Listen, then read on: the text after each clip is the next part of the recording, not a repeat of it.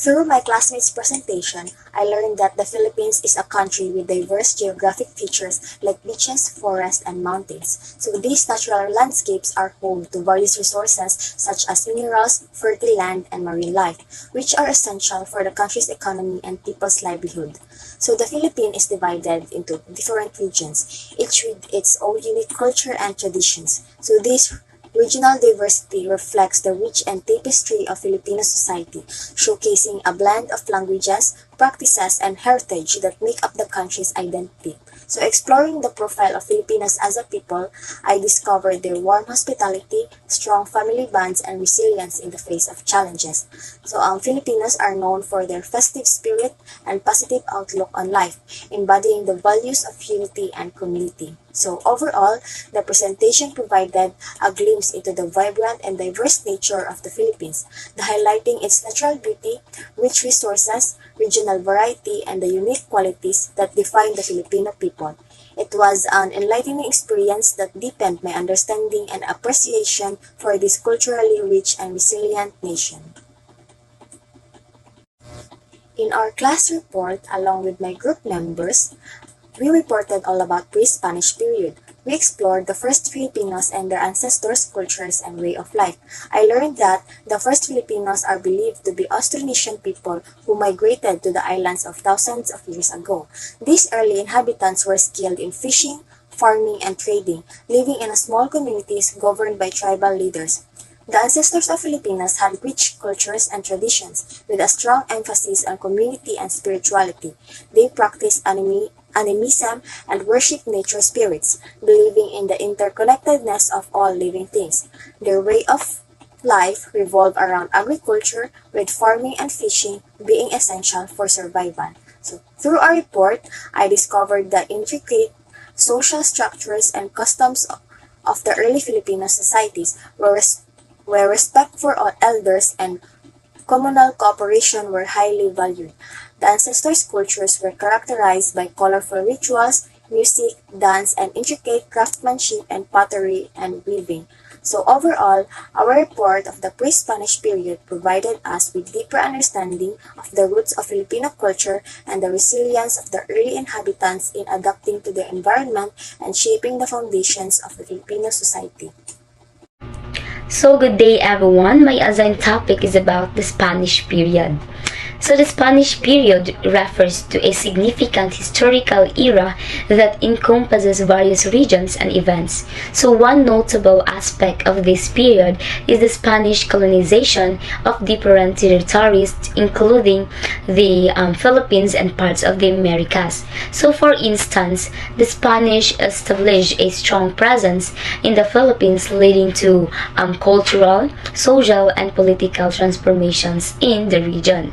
So the city of Manila was founded in 1571, marking the beginning of Spanish influence in the Philippines. So good day everyone, my assigned topic is about the Spanish period.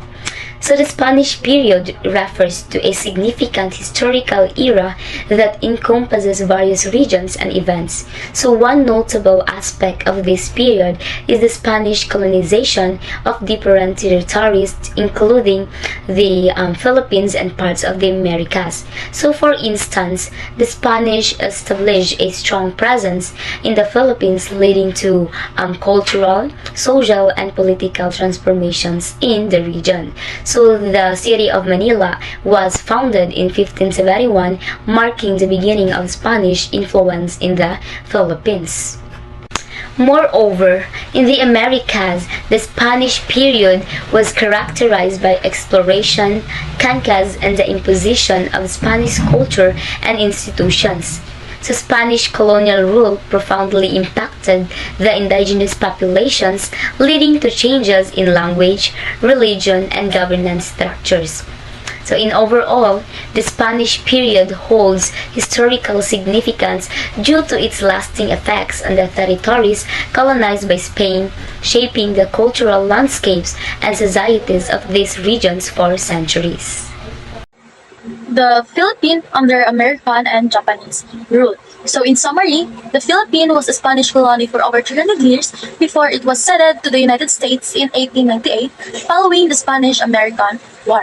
The Americans ruled the islands until the end of World War II when Japan occupied the country from 1942 to 1945. After the war, the United States resumed its control over the Philippines and governed it until 1946 when it became an independent nation.